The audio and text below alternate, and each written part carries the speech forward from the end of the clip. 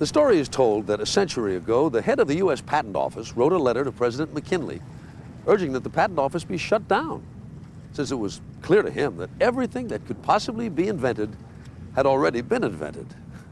Well, thank goodness the president had the good sense not to take that recommendation. For at that very moment, the world stood on the brink of an explosion of invention and technology that has touched almost every aspect of our daily lives.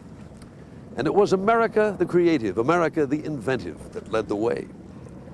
In the hour ahead, we'll first revisit the America of 100 years ago through some rare and remarkable early films, photos, art, and illustrations. These from a time long before X-rays and pacemakers, computers and air conditioning, cars or planes, movies, radio or television, CDs or credit cards. How did we ever manage without all those things? We managed. But while we were managing, Americans were always tinkering, always looking for better ways to do things. Not every new idea turned out to be such a good idea. This is true. But if at first you don't succeed, we told ourselves, try again. And with the American can-do spirit and what the world called American know-how, we found out how when we needed to. And the planet hasn't been the same since. I'm Charles Osgood, and this is the century that made America great. There were marvels to be seen already at the dawn of this century, of course. But in many ways, and in most places, 1900 looked pretty much like 1800 or 1700. Power still meant muscle power, mostly. Few Americans had electricity or even knew much about it. There were 76 million of us in 1900, and most of us living unconfined lives out in the country, as did Buffalo Bill there in Wyoming. But we were beginning to head for the big cities of America, little by little, to be whisked from place to place by the elevated train, or to take rides that had no practical purpose at all.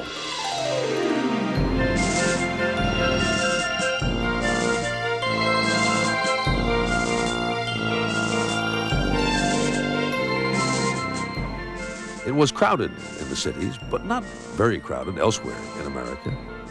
The coming of electricity would soon change that. Know where this vast stretch of farmland is? The same view today makes clear where it is. It is Los Angeles, a place in Oklahoma called Tulsi Town. It would grow tenfold in 10 years. A bit of oil found nearby helped Tulsa's growth along. Dallas, Big D when it was anything but, and downtown today where the great stretches of space are vertical stretches. Our nation's capital was a sleepy southern town in World War I. Today, the only sheep being sheared by the locals are the voters. A growing America could be excused for getting a big head. Gutzon Borglum gave us 4 in the 1930s with his great monument at Mount Rushmore. It was the train that shuttled northern tourists to a sprouting Florida backwater town called Miami. It is hard to imagine that in 1920, developers began reinventing 1,600 acres of mangrove swamp into Miami Beach. Power, the kind that drives machines, drove our progress. In 1907, 92% of American homes were without electricity. It was Thomas Edison, usually busier than he is here, who brought electricity into the life of the average American. Ladies and gentlemen, there have come with incredible rapidity one electrical arc after another, so that in practically every respect civilization has been revolutionized. When I look around at the resources of the electrical field today, I feel that I would be glad to begin again my work as an electrician and inventor in this day of electricity. Edison's day of electricity would see 1 billion lights burning bright and a nation changed forever.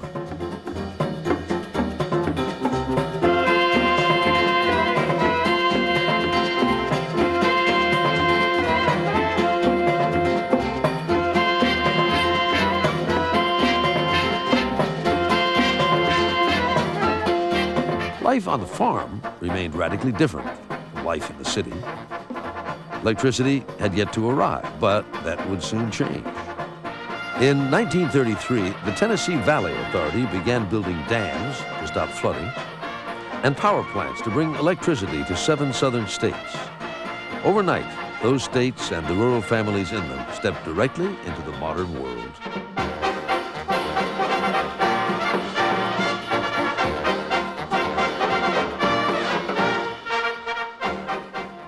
Meantime, America's cities were growing bigger than ever. Photographer Lewis Hines' 1921 portrait of a steam fitter captures perfectly the combination of muscle and steel that was building the cities at such a fantastic rate. In fact, nothing separates the 20th century more obviously from the 19th century than the skyscraper. These enormities never could have been built, of course, before electricity was available for power and for light. But one other thing was an absolute necessity to the development of the skyscraper, and it was provided by a tinkerer of Vermont, Elisha Otis by name, who invented, in the mid-19th century, the safety elevator. There was nothing new about the idea of mechanically raising and lowering people and goods, of course, but hoist cables tended to break. Otis added a ratchet device to hold his elevator platform firmly in place, even if its cables did break. "All safe, gentlemen, all safe," Elisha Otis would say to astonished onlookers, in effect announcing the way of the future. The way was up. Up to the Empire State Building, for instance. It was the tallest building on Earth when it was completed in 1931. 1,250 feet high, 102 stories tall, with 1,000 miles of wiring, an unimaginably modern place to go to work.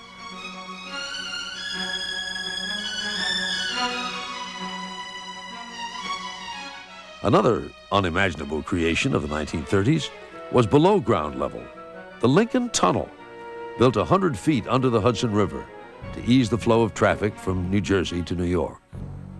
Thousands of men, sandhogs they were called, worked day and night for 4 years to dig the Lincoln Tunnel, which actually is a complex of 5 tunnels, each over 8,000 feet long. 20 men would die working underground in dangerous pressurized chambers, but the sandhogs continued. They put 8 million tons of steel into place, and drilled and dynamited their way through stone and silt at the rate of 35 feet every day. In 1937, the Lincoln Tunnel was opened, and all these years later, it is busier than ever. Across the continent, another marvel takes shape. The Golden Gate Bridge will tie San Francisco to its northern neighbors and will become forevermore a symbol of the city by the bay. It will be completed in 1937 with towers 65 stories high and cables 3 feet wide. The daredevils who built the Golden Gate would never forget the close calls they had, and they had many. I guess we were about, I don't know, maybe 600 feet up. And I felt this kind of a funny feeling. And I said to a couple of my crew, I said, there's something wrong here. So we had a bucket of bolts. We tied it to the middle rung of this ladder, and it acted like a pendulum, you know, and started to rock.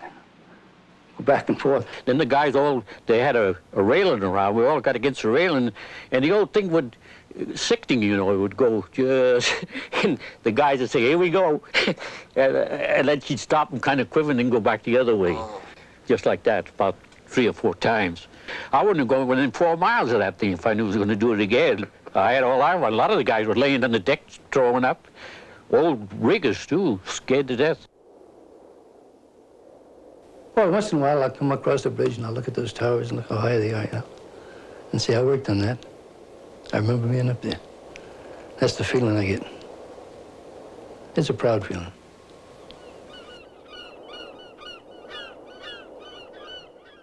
At the 1939 World's Fair in New York, the Ford Motor Company celebrated America in the 20th century. The display at the Ford Pavilion focused not on the country's glittering new bridges and skyscrapers, but on the hard work it took to make the modern age a reality in America. Ford even commissioned a song to honor hard work. Work, work, work, We'd rather be busy than shirk. It's fun to be giving new standards of living, so work, work, work. It's fun to be giving new standards of living, so We'd rather be busy than shirk. of living, It's fun to be giving new standards of living, so work, work, work. We'd rather be busy than And hard work brought forth new ideas and new inventions. You know the expression, they laughed at the Wright brothers. Well, they laughed at J.C. Boyle, too, and at his self-doffing hat. But then they were right to laugh in J.C. Boyle's case. On the other hand, some inventors got it just exactly right. Elijah McCoy's automatic lubricating device, for instance, served its purpose so perfectly that pretty soon people were demanding nothing but the real McCoy. Do you know this man? You owe him a debt of thanks. Our lives would be a lot less pleasant if Willis Carrier had not invented the air conditioner in 1902. What's this? Did babies shave once upon a time? Of course not. But what a great ad this was for the safety razor king Gillette, patented in 1904. In 1935, Charles Darrow made a great fantasy come true. For a little while at least, even in the depths of the Depression, we could all be millionaires. Monopoly millionaires. Richard W. Sears and Alva C. Roebuck. In the little towns all across America, their catalog became a book of dreams, filled with page after page of delights to hanker after and stare at and to save up for. The 1905 Sears Roebuck catalog devoted 60 pages to devices that brought music into the American home. Devices like Thomas Edison's great wonder, the phonograph. I am the Edison phonograph, created by the great wizard of the New World to delight those who would have melody or be amused. I can sing you tender songs of love. I can give you merry tales and joyous laughter. I can transport you to the realms of music. I can cause you to join in the rhythmic dance. No matter what may be your mood, I am always ready to entertain you. Edward Muybridge did groundbreaking work in photographing animal and human movement in the 1880s. He broke complex movements down into their sequential parts with an invention of his own called the zoopraxiscope. Tom Edison was fascinated, and Edison's fascination led to an interesting little device based on the zoopraxiscope, by means of which Edison could project a moving image. The device would catch on in a pretty big way. Then George Eastman introduced celluloid film. Suddenly, Edison and some others had all they needed to usher in the age of the movie.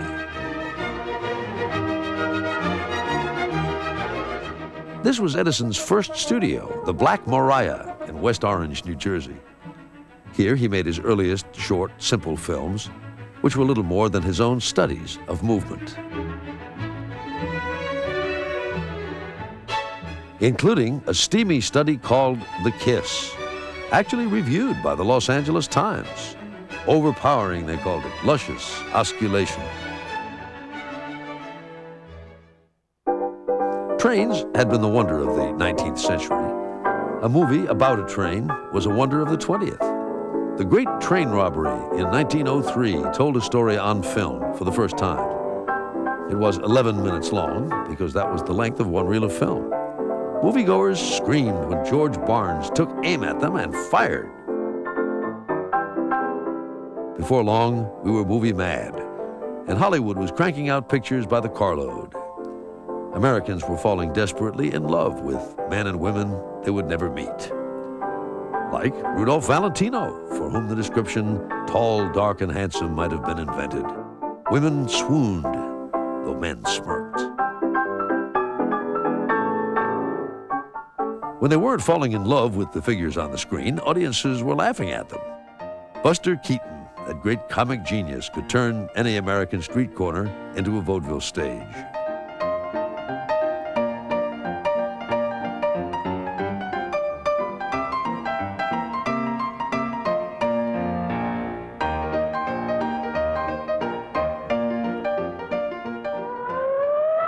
Other greats like Laurel and Hardy offered proof of the excellence of American engineering.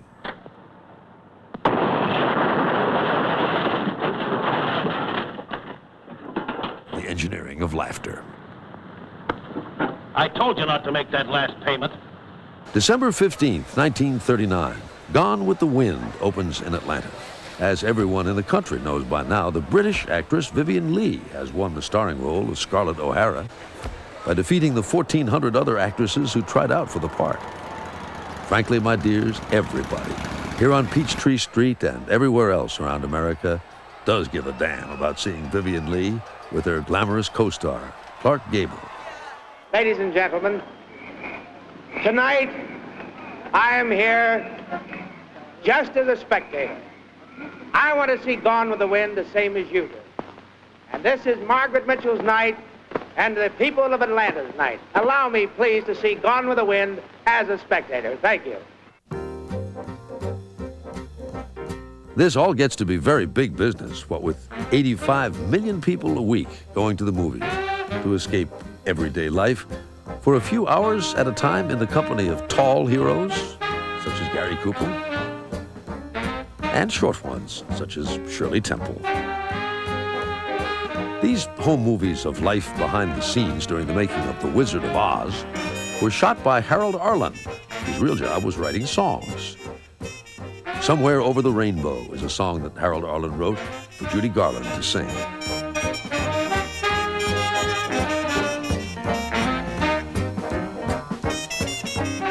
Can't act, can dance a little. That's what the report on Fred Astaire's first screen test said. Then he teamed up with Ginger Rogers, and their studio insured his legs for $1 million. When Fred and Ginger danced, we all felt swell.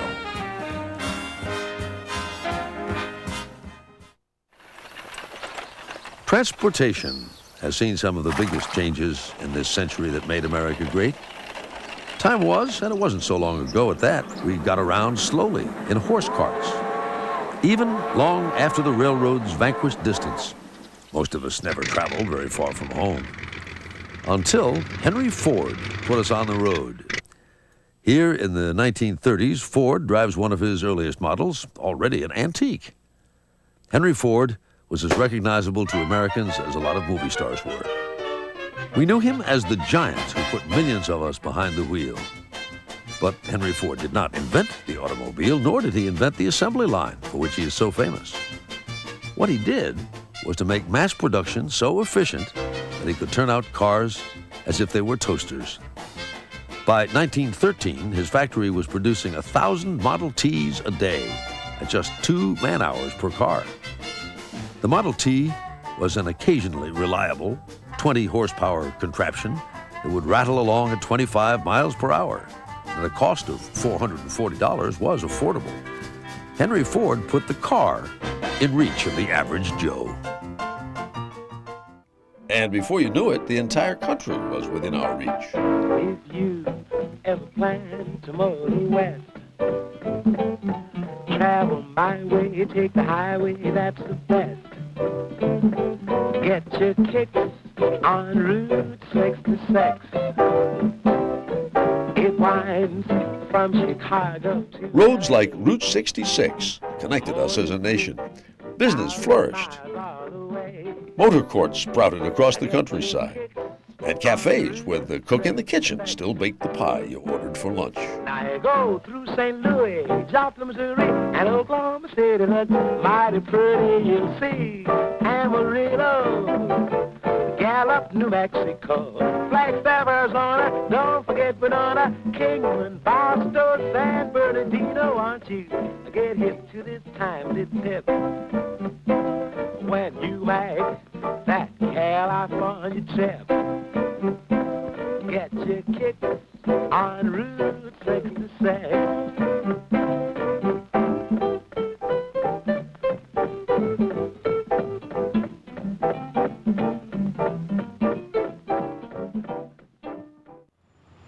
The new roads meant that people could live further and further from downtown and still work there. There began a building boom in this country, the likes of which America had never seen before. 10 million GIs came home at war's end. Thanks to the GI Bill, any veteran who wanted to go to college could afford to do just that, as also he could afford to get married and have children, which was why the country needed homes, lots of homes. Model homes like these became homes, in fact, at the rate of 12 a day. For $8,000, with just $20 down, you got a place to raise a family with a TV set, a washing machine, and a barbecue. The American dream come true on a vast scale. The suburbs had arrived with room in them for millions of Americans, as long as they were white Americans. There was still work to do on the American dream. Little boxes on the hillside, little boxes made of ticky-tacky, little boxes, little boxes, little boxes all the same. There's a green one and a pink one and a blue one and a yellow one, and they're all made out of ticky-tacky and they all look just the same. And the people in the houses all went to the university, where they all were put in boxes, little boxes all the same. And there's doctors and there's lawyers and business executives, and they're all made out of ticky-tacky and they all look just the same. Every appliance has made living easier, life more pleasant. There are so many wonderful machines a woman has today to help her in her work. Just flip a switch or turn a knob and presto, food cooked deliciously and automatically. In the kitchen, muscle power was giving way to the power of the machine. The refrigerator keeps day-to-day food in perfect freshness. And the dishwasher? Now there's a machine that does away with a chore that everybody hates. Golly, I'm so impressed. Of course, there's no use pretending that a housewife and mother has nothing left to do. There's more than enough to keep her busy. What has happened, though, is that industry has eliminated most of the drudgery of housework.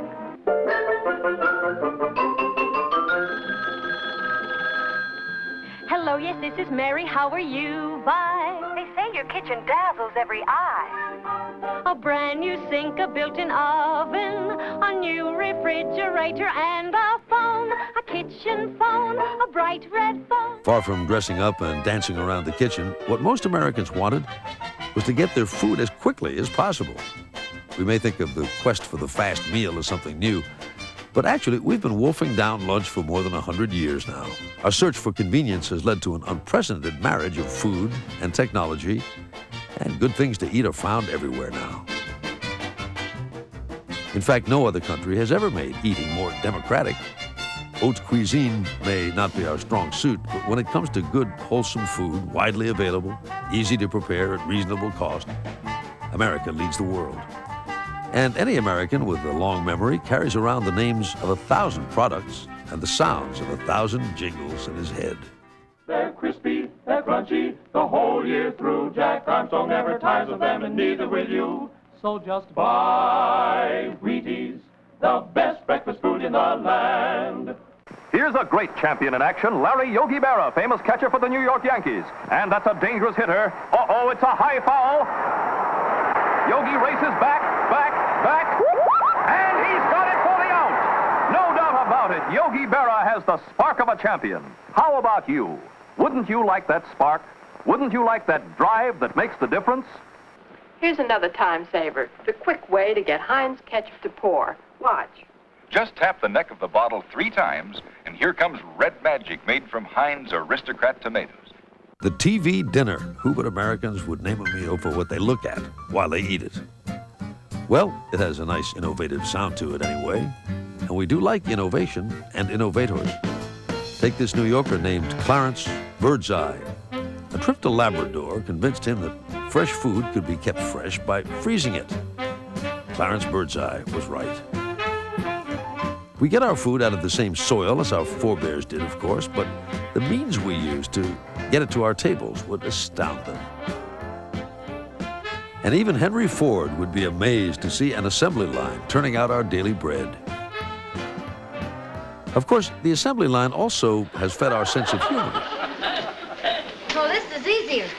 Yeah, we can handle this okay.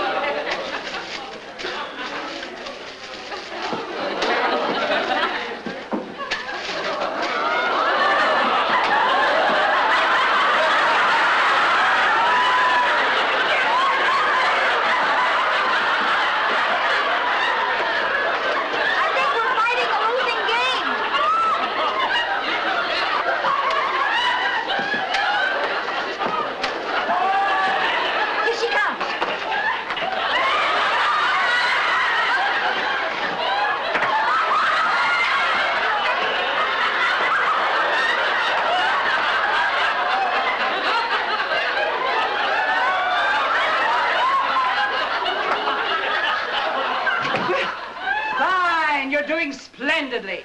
Speed it up a little! Good nutrition has long been a national obsession in this country, and the suppliers of our daily bread have never been shy about taking the credit for our good health, whether they deserved it or not.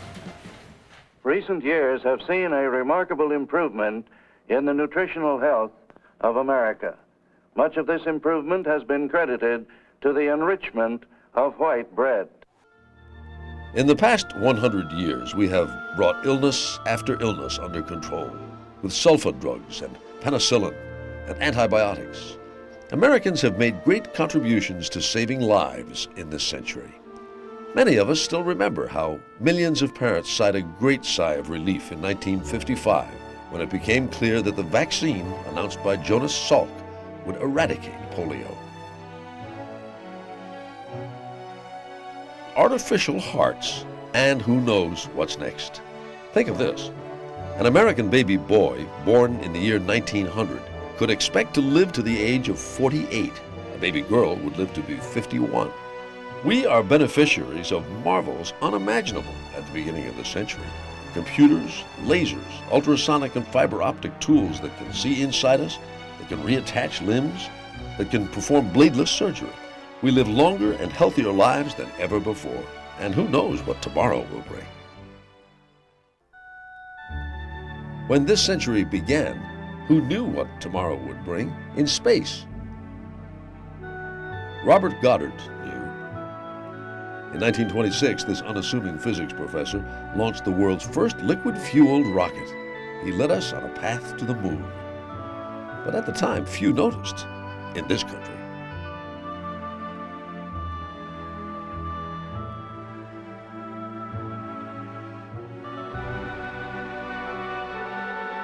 German scientists, however, were paying attention. More's the pity. Following Goddard's lead, the Germans built the V-1 and V-2 rockets that rained terrible destruction on England during the Second World War. London was a dark city during the war, dark but for the incessant explosions of the German rockets.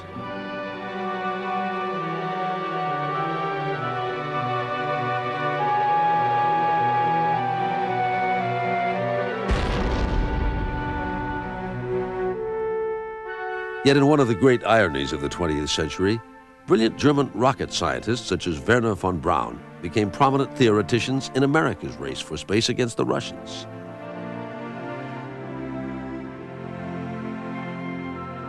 In the 20th century, man stands at the crossroads. Any ballistic missile which can carry a nuclear warhead on an intercontinental range can carry in its nose instead a few instruments on a trip to the moon. The choices between a new, undreamed-of horizon and universal destruction. Which shall it be? The space race began on October 4th, 1957, with the launching by the Soviets of the Sputnik satellite. The first artificial Earth satellite in the world has now been created. This first satellite was today successfully launched in the USSR. America was shocked. How could communist technology surpass our own? More important, what did it mean for military supremacy in outer space? Senator Lyndon Johnson of Texas tried to calm us down some. Well, the information we received does not lead us to any conclusions of helplessness or despair. We're lagging in both the satellite and missile field. But there's no reason to believe that we cannot catch up if we have the will to win and if we just pitch in and get going. 1 month after Sputnik, the Soviets sent the first living being, a dog named Laika, up into space. America tried to launch a satellite before very long, but the launch was not a spectacular success. Red and white checkered gantry towel has now been pulled aside and brought back a distance of perhaps 200 yards to completely expose the three-stage rocket to view. Here she goes, flaming shooting out from under the bottom of it. And a huge ball of fire rising up perhaps 100 feet. The Soviets expressed their sympathy. Thanks, we said, and went back to work, doing the testing that was needed to be done in order to send a man into space. One test simulated weightlessness. It was observed by Walter Cronkite. This is Walter Cronkite reporting from the cabin of a C-131 over Wright-Patterson Air Force Base, Dayton, Ohio. This aircraft is executing a maneuver to make it and everyone in it temporarily weightless. What are the hazards and what are our scientists doing to ensure man's survival in the hostile environment of outer space? One way to ensure that survival was to send up animals first. Mice, then monkeys, then a robot would precede man into space. The early flights with animals and robots were successful. Meanwhile, the more mundane needs of men in space were being seen to, as Walter Cronkite learned in a visit with an Air Force nutritionist. Miss Finkelstein, can you show us your ideal kitchen for a flight to the moon? Yes, I'd love to. This is our freezing unit. Here we have bread and butter sandwiches, and we also have fruit in cans. Well, now, what are these containers? They're obviously special, but what is the special function of them? Why do they look like this? They look like this so that a man will be able to eat in 0G, or in a state of weightlessness.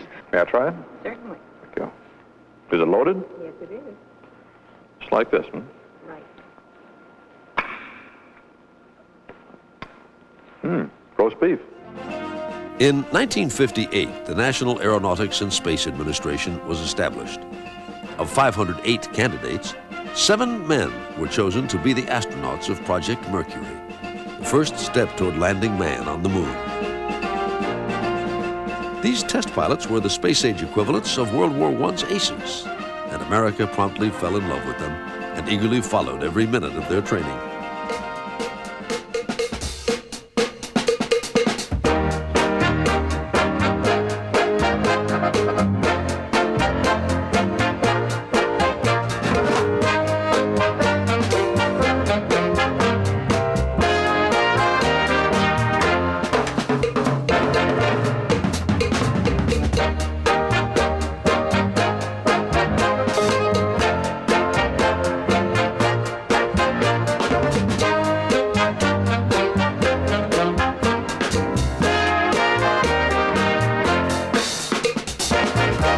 Gentlemen, which one of you looks forward to being the first man into space? But the first man into space was not an American. On April 12, 1961, Yuri Gagarin, a Russian cosmonaut, went entirely around the Earth one time out there in space. Americans were not happy. We don't want to find the hammer and sickle flag standing up on one of the peaks of the moon. We want it to be the Star-Spangled Banner. Within 1 month of Gagarin's flight, on May 5, 1961, a day that few Americans will ever forget, NASA crews readied astronaut Alan Shepard for the flight of Freedom 7. It was perfect. For those who were keeping score, and everybody was keeping score, America was finally on the scoreboard. Okay, Freedom 7. On the periscope. What a beautiful view. Cloud cover over Florida. 3 to 4 tips near the eastern coast. Obscures up through Hatteras. On a tour of America's rocket facilities, President Kennedy told the nation what our goal had to be. It was time, literally, to shoot for the moon. But why, some say, the moon? Why choose this as our goal? And they may well ask, why climb the highest mountain? Why, 35 years ago, fly the Atlantic. We choose to go to the moon in this decade and do the other things, not because they are easy, but because they are hard. John Glenn was our next ace in space. Less than a year after Alan Shepard's flight, Glenn would get his chance at history. A journey 3 times around the Earth at a speed of nearly 18,000 miles an hour. The country held its breath. All recorders too fast. T-minus 18 seconds and counting. Engine start. May the wee ones be with you, Thomas. Good Lord, ride all the way. Godspeed, John Glenn. 10, 9, 8, 7, 6, 5, 4, 3.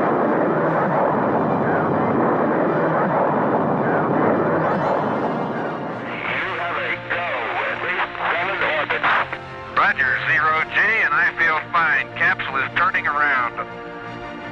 Oh, that view is tremendous. Roger, understand go for at least 7 orbits. We feel it's far safer to re-enter with the retro package on.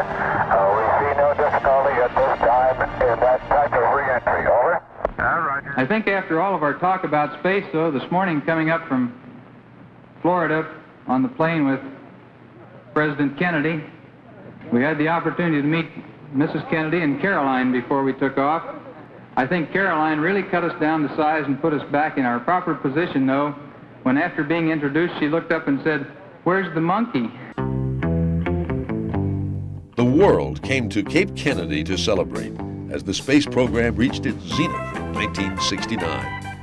On July 16th, tomorrow, 3 Americans would leave this place bound for the moon. There are pre-launch parties all over the Cape. Jitters, too, of course, all over the Cape and all over the country.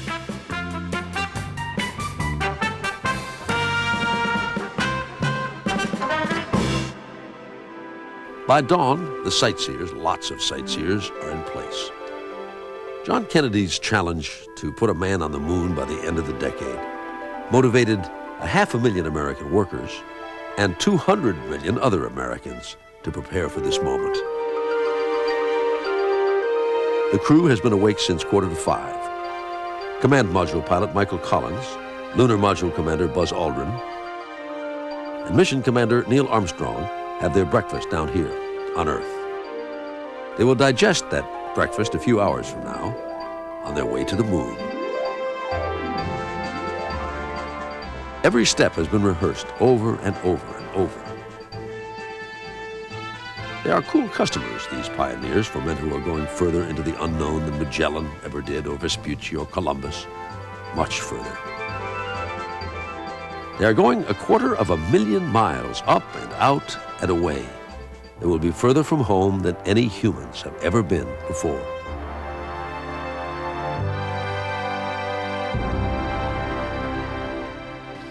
Good morning. It's T-minus 1 hour, 29 minutes, and 53 seconds and counting in just an hour and a half. If all goes well, Apollo 11 astronauts, Armstrong, Aldrin, and Collins are to lift off from pad 39A out there on the voyage man always has dreamed about. Next stop for them, the moon. We passed T-minus 60. 55 seconds and counting. Neil Armstrong reported back when he received the good wishes. Thank you very much. We know it will be a good flight. Good luck and Godspeed. 40 seconds away from the Apollo 11 liftoff. All the second stage tanks now pressurized. 35 seconds and counting. We are still go with Apollo 11. 30 seconds and counting. Astronauts report it feels good. T-minus 25 seconds. 20 seconds and counting. T-minus 15 seconds. Guidance is internal. 12, 11, 10, 9. Ignition sequence start. 6.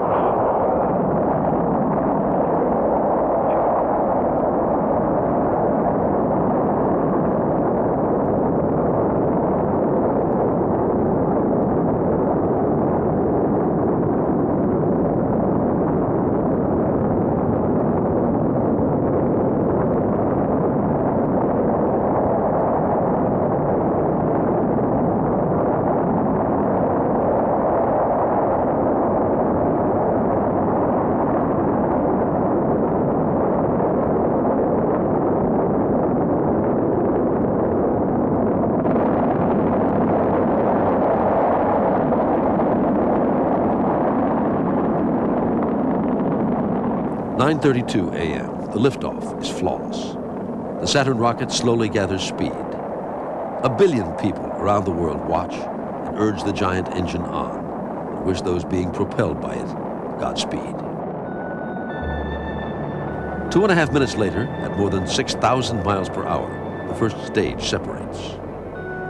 And the second stage booster ignites, almost tripling Apollo's speed to more than 15,000 miles per hour.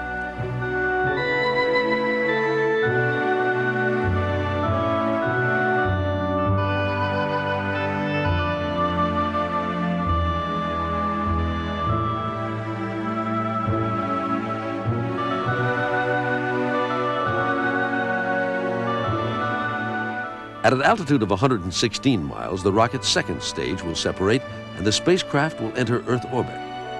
The beginning is over. The trip, the real trip, lies ahead.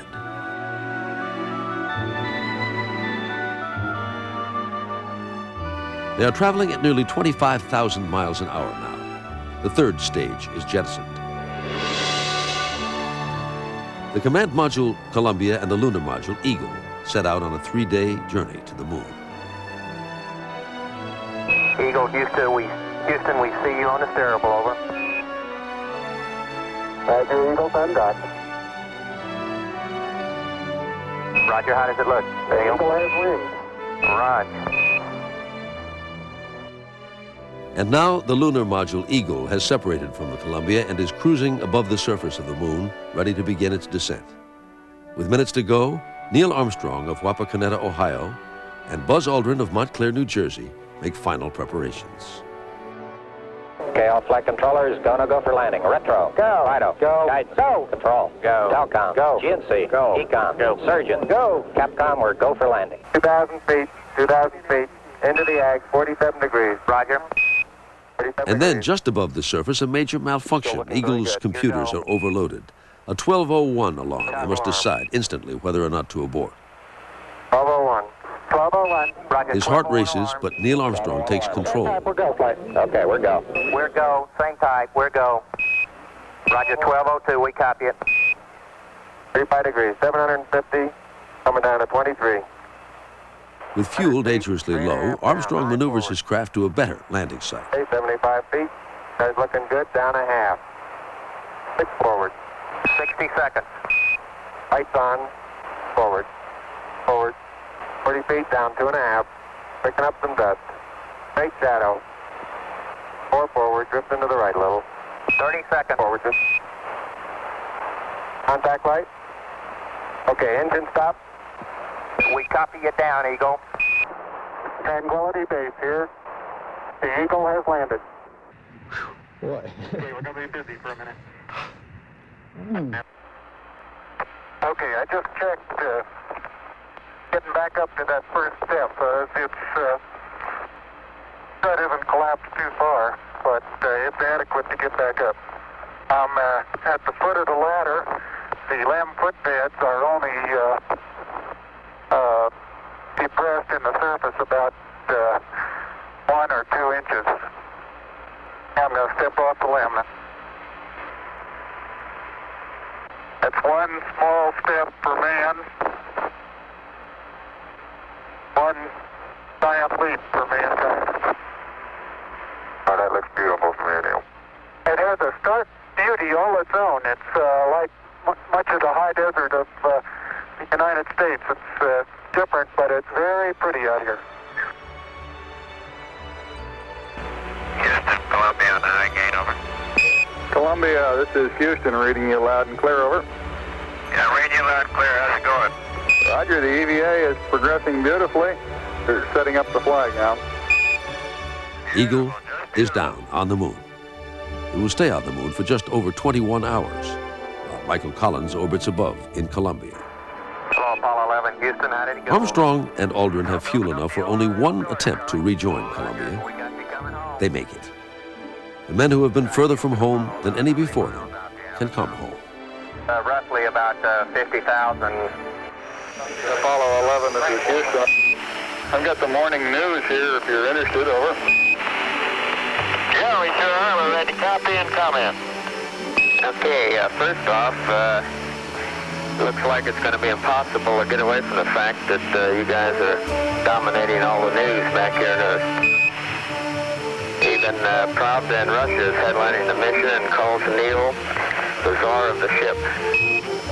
And in Corby, England, an Irishman, John Coyle, has won the world porridge eating championship by consuming 23 bowls of instant oatmeal. I'd like to enter Aldrin in the oatmeal eating contest next time. He's on his 19th bowl. Roger. Good evening. I'm Walter Cronkite. Man's first trip to the moon, a magnificent 8-day voyage spanning time and space and history, ended today when 3 American explorers brought their small ship down safely in the Pacific. Apollo 11 astronauts Neil Armstrong and Edwin Aldrin and Michael Collins landed their spacecraft southwest of Hawaii at 10 minutes of 1 Eastern Time, 9 miles from the recovery ship and 2 miles off target. It was only day before yesterday, measured on the clock of evolution, that man stood half erect in the swamp and gazed up in terror at the lunar light. It was only yesterday that he tied a scrap of sail to a branch on a few planks and fought moontide to voyage beyond the shallow basin of his first abode. It was only this morning, by evolution's clock, that he fashioned a glass that brought distance close and showed him that his world, the epicenter of everything, was only a small speck in a second-rate solar system. Now tonight, man has taken a small step, mankind a giant leap, toward the galaxies through which spaceship Earth floats. For today and for tomorrow, we now have the shuttle, a reusable spacecraft that leaves the Earth like a rocket and comes back again like an airplane. 7, 6, 5, 4, 3, 2, 1. Solid rocket ignition and liftoff. The way the world thinks about the moon and the stars and the planets has been forever changed in the century that made America great. The way the world does its work was changed forever in this century, too, by Americans. The computer has been at the heart of much of the change. When ever before has so small and unassuming a box made such a difference in so many ways? It took armies of employees once, most of them women, to get the day's work done down at the office. The men were too busy running things and inventing things, they would have said, to do the clerical work themselves. 0, 1, 2, 3, 4. Now, computers that fit in the palm of your hand can store as much information as it once took a room-sized computer to handle. Good evening, everyone. This is Walter Cronkite speaking to you from CBS Television Election Headquarters here in New York City. The big election night, 1952, the year when the United States picks its 35th president. We first noticed the electronic brain back when one of them, the UNIVAC, or Universal Automatic Computer, stunned us by predicting the results of the 1952 presidential election before a national television audience. This is the face of a UNIVAC. A UNIVAC is a fabulous electronic machine which we have borrowed to help us predict this election from the basis of the early returns as they come in. On the right of the UNIVAC, there's something which looks like a typewriter. That's the way UNIVAC talks. He can remember 15 million digits or alphabetical characters. You see those round things over there look kind of like candy mints? Well, those are reels of metallic tape which contain some of the information he has to have. They can feed information to UNIVAC at the rate of about 10,000 numbers a second. And what's more, UNIVAC can assimilate it. There was a time when tinkerers could cobble together clever new inventions out in the garage. And you know what? They still can. In fact, it was in their garage that Steve Wozniak and Stephen Jobs put together the first Apple computer. The company they started is at the center now of a multi-billion-dollar industry. And some men are still doing their darndest to figure out how to avoid typing. Start dictation. John Doe's address. Please write to Mr. Wright right away and tell him that it's too late to get to the airport by 2 o'clock, period. The computer has brought change not just to the American office, but to the American home. Hello, Larry. You have 4 new messages and 3 reminders. Hi, this is Bruce from E.T.'s Pizza. First, you need to select a pizza size. For payment, we accept American Express, Visa, ATM cards, and cash. Although the computer is not what we thought we would have in our homes come the future, we thought we would have robots. Yes, ma'am. Rolo, get.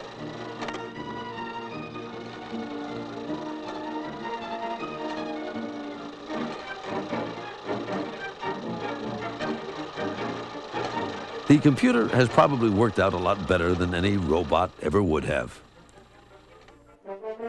The computer is in our cars, too. Perhaps no one ever again will have to master the esoteric art of refolding a road map. You are within 9/10 miles of your destination. Your car may be off the planned route. If so, press the OK route button or end route. Of course, with that voice along for a cross-country drive, we may find ourselves pining for the silent map of old. The century that made America great. Just think about this. Today, you can look anywhere, look everywhere. Look up into space, look down through a microscope. Look at your dashboard, look at your computer screen. Look at the electronic library you can hold in your hand, or the baseball card with a hologram on it. Take a telephone out of your pocket and make a call, send a fax, send email, send a CAT scan picture to a specialist half a world away. There never has been so much change in what is, after all, only a single century. Tom Edison himself would be stunned to look around now, no matter where he looked. It is hard to think of any society in the history of the world that has been so profoundly changed in such a short time. We are healthier, we know more, we can do more. We can do more with the push of one button than our grandparents could do with all the main force they could muster. And consider this, if what we take for granted now could not have been dreamed by even the wildest visionaries a generation or two ago, then what might there be to come just around the corner? Is there another Thomas Edison out there? You bet there is. I'm Charles Osgood, and this is the century that made America great.